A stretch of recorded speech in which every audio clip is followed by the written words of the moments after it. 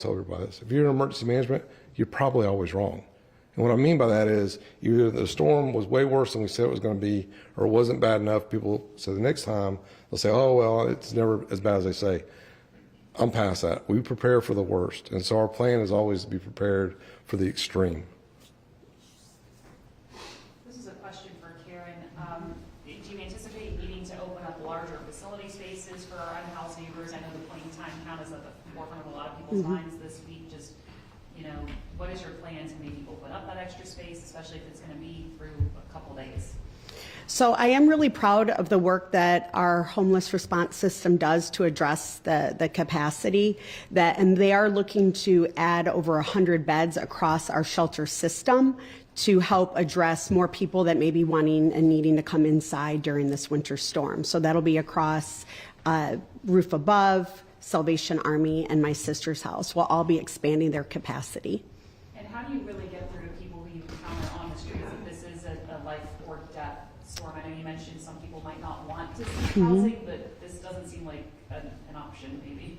I will say that we have a remarkable street outreach process. Hearts for the Invisible has been, we started informing people, letting people know through the point in time count even yesterday that a winter storm was coming, to be prepared, be on the lookout for more information about where to go and when it will start.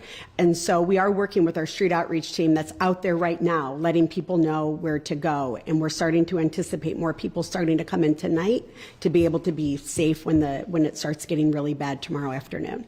Karen, what exactly will the street outreach team be doing over the next 2 days? Great question. And so what they do is canvass from the north to the south to the east to the west of this county. And so they're out there letting people know where to go for shelter, letting them know which bus may be running to go, offering to help transport people to shelter as well. They do a great job in ensuring that. Or if people are feeling comfortable and wanting to stay for a whole variety of reasons in where they're maybe living unsheltered, ensuring that they have additional blankets and supplies. With the CMPD officer, I'm just curious, could you, sort of the same lines that I asked Deputy Chief Grant, can you just talk about what kind of calls you guys will be going to as opposed to, say, the fire department? Yeah, we respond to all calls. There's no change in what we respond to for emergencies like this, but as you heard, heed the warnings, right? You've heard the warnings over and over again. Don't become a victim yourself, and don't create a victim by having emergency response have to come to you because you made a choice to go do something that wasn't a necessity. So CMPD is fully operational. There's no change in procedures as of now, and we'll continue to, be out there. And we do ask you to call 311 or report a crime online for something that you wouldn't have to see an officer to reduce traffic on the road. But continue to heed the warning that you've heard from all the partners up here today. And please call 911 if you see a dangerous situation so that we can try to deter people from that and keep people safe. We know that the wrecks tend to be a lot more than things like this.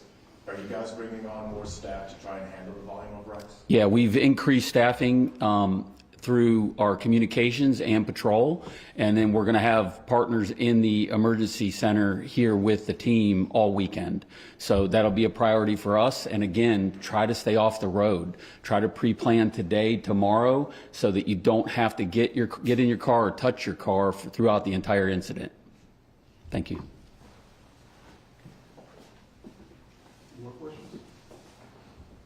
All right, that'll wrap up this. Thank you all for joining us. Remember, smoke alarms, carbon monoxide alarms, save lives. Stay off the roads, let these people work. Thank you.